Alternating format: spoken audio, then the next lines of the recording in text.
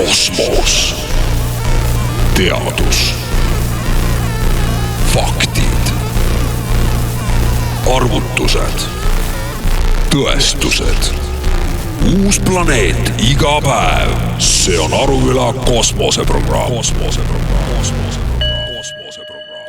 Tundub, et on siis käes uus Aruküla kosmoseprogrammi episood ning nagu siin kogu muu tõsiselt võetav meedia siin meile ette sööstab, kõik on ainult koroonaviirus ning nagu ikka ei ole ka meie mingil määral erinevad, kuna oleme ikkagi faktidel põhinev saade.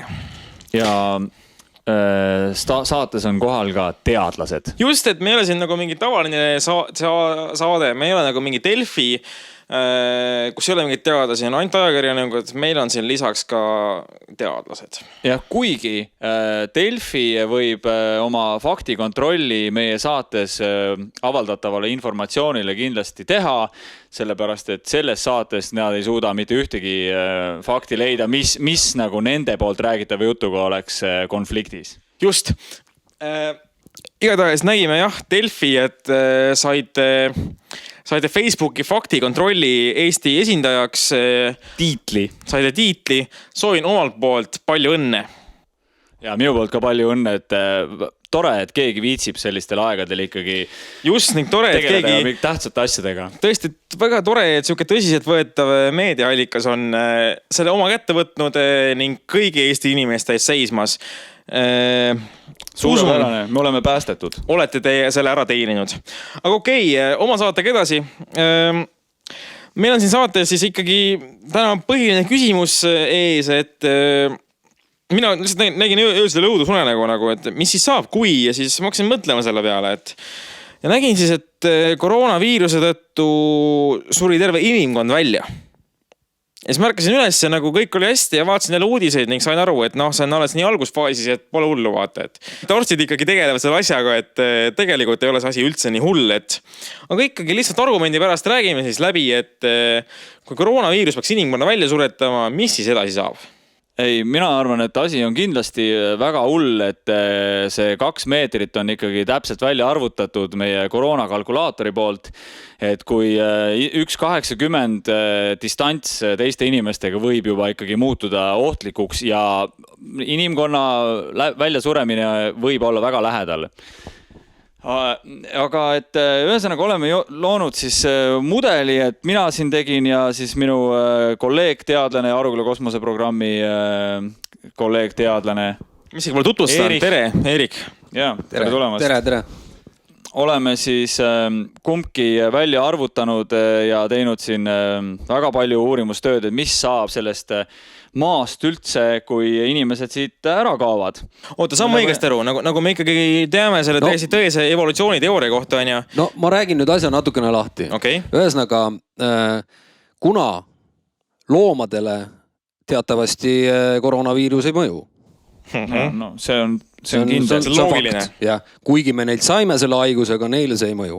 Ja. Ühesõnaga, siis inimkonnal veab, sõna otseses mõttes veab, sest et ta ei pea enam lihtsalt hakkama arenema mingisest kullesest või mingisest molluskist ja et ühesõnaga loomad jäävad ellu ja me lihtsalt saame kiiremini uuesti tagasi tulla ja oma tavatoimetuse siin jätkata nagu praegu. Jah, et tavainimene, kes on ikkagi teadusega kursis, võib arvata, et uued inimesed arenevad jällegi välja ahvist 1-4 miljoni aasta jooksul. Aga ei ole asjad enam nagu nii väga samasugused, nagu olid 4 miljonit aastat tagasi või mis sina arvad, Erich? Ei no selles mõttes, et aeg on ikkagi näidanud, et ahvid jäävad ahvideks ja miks peaksid nad ka seekord enda soovi muutma, et uuesti nagu selles mõttes, et nendest nagu inimesed saaksid, et need ahvid, kes kunagi arenesid inimesteks, need tegid enda otsuse tookord, nii-öelda piltlikult ja arenesid siia, kus me praegust oleme, ehk siis meiks. Jah, 100% nõus, siin selles ei ole mingit kahtlust. Et ega ahvi nimi tänapäeval ilma asjad ahv ei ole. Just. Okei, aga teate, ma usun, et see jutt läheb juba liiga tehniliseks siin ka meie kuulajate jaoks, et ma saan täiesti ise ka aru, et ka mul on mõnda asja päris raske hoomata, et mõtlen, et täna on küll planeetidest kosmoseprogrammis vähe juttu olnud, aga kuuleme siiski ka planeetidelt tulevat muusikat. Ja kuna siin meie saates on ikkagi ahvidest juttu, siis tahame öelda, et see kinos levinud hitfilm Ahvide planeet ei ole lihtsalt mingi väljamõeldis, vaid et suudamegi sinna planeedile nüüd oma audioteleskoobi suunata. Juhei! Keerake oma raadiot põhja.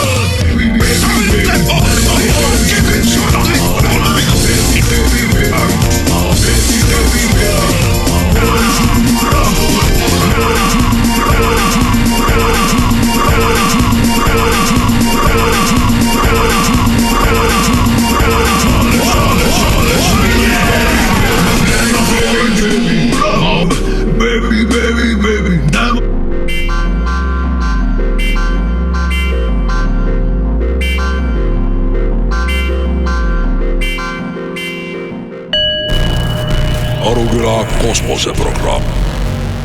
Siin on siis selgelt ikkagi jooniste põhjal näha, mis te siin presenteerite, et ahvist ei tulegi nagu uut inimest, vaid ahv ongi ahv ja jääb ahviks. Noh, selge, et siin ei ole kahtlust. Ja see ongi nüüd see, kus kohas me oleme siis Eerichuga mõlemad või Eerichiga ühel nõul, et meie mõlema arvutused täiesti selgelt tegid täpselt ühesuguse sellise joonise, et nagu on siis joonis 1. Ja vaadake selle podcasti kaanepildi pealt siis nii öelda. Joonis 1, seal on see kirjas, seal on see pilt ka olemas ja saate aru, millest me räägime. Nii, aga liigume edasi, jah. Ma saan aru, et te olete siia kaasa toonud endaga siis need arenguprotsessid, mis siis nüüd peale koroonaviirust ja kui inimkond on ära hävitatud, siis hakkavad ilmsiks saama. Et vaatame siis kõik nüüd joonist 2, räägime nüüd sellest lähemalt. Jah, et see on nüüd nagu siis minu arvutuste kohane, et olen siin viimasel ajal juba viimased 10 aastat olnud suur kurgede jälgija ja ilmnevad nagu ikkagi väikesed sellised teatavad tunnused, et kurg on potentsiaalne uus inimene. Ja nagu siis jooniselt ka näha on, et olen siin ümmarguselt välja arvutanud arenguprotsessid, näha on, kuidas nokk hakkab taanduma. Päris ümmargused on need tõesti need kujutsid siin, jah? Jah, et 4 miljoni aasta pärast on täiesti täpselt samasugused inimesed nagu meie, aga nad on natukene väiksemad, et keskmine pikkus on 1 meeter. No ikka selline üks kure pikkus, jah. Jah. Et aga nüüd ma olen aru saanud, et Erich vaidleb vastu sellele.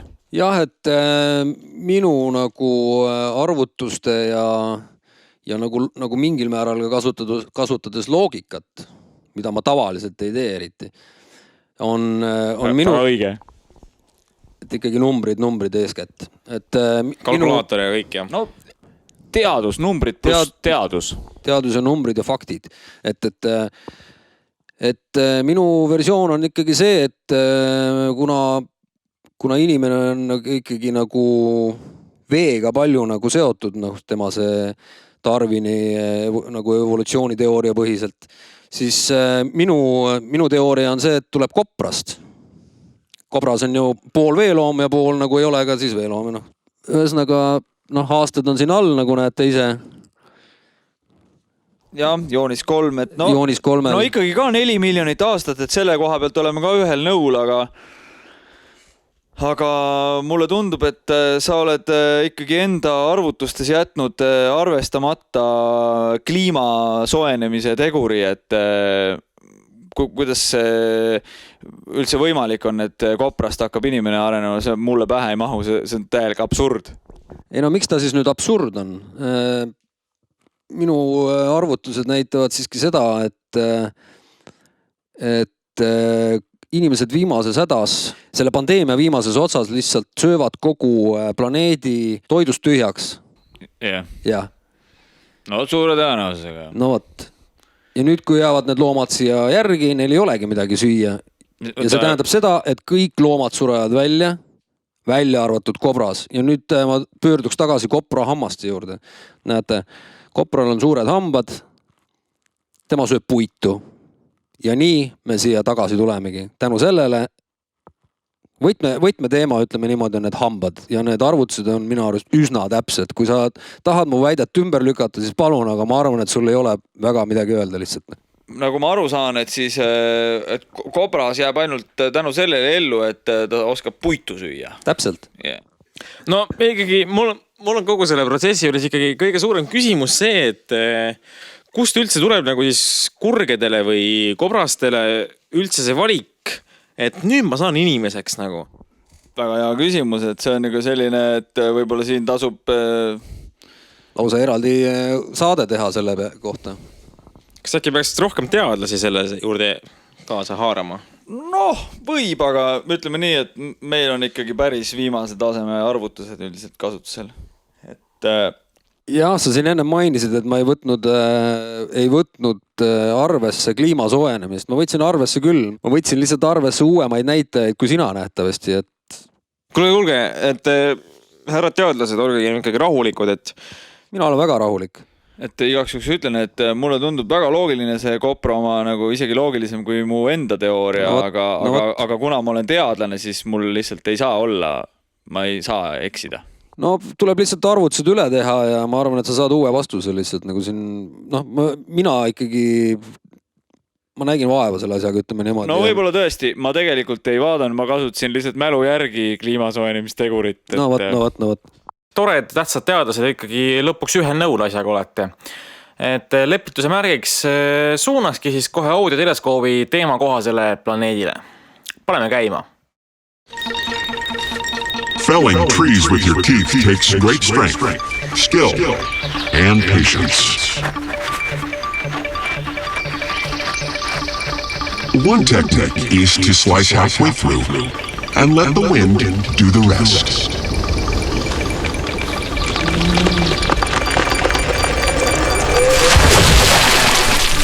They've been gnawing through forests for 20 million years. Felling trees with your teeth takes great strength, skill, and patience.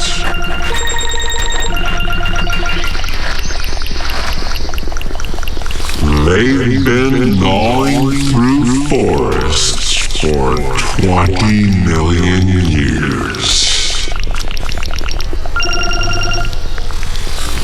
They've been gnawing through forests for 20 million years.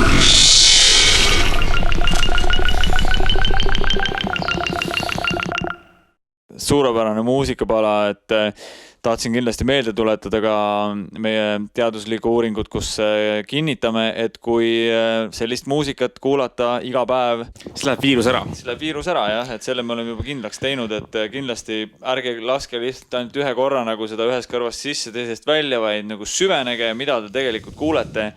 See muusika on nagu sügavam, kui teile võib-olla esmapilgul võib tunduda. Ja see põhimõtteliselt töötab ka vaktsiinina. Jah, no sellest jah, ravib ja ühtlasi ka tagab ka kindluse sulle, et sa kunagi ei haigestu sellest enam. See on kindel. Kosmos. Teadus. Faktid. Arvutused. Tõestused. Uus planeet iga päev. See on Aruvüla kosmoseprogramm.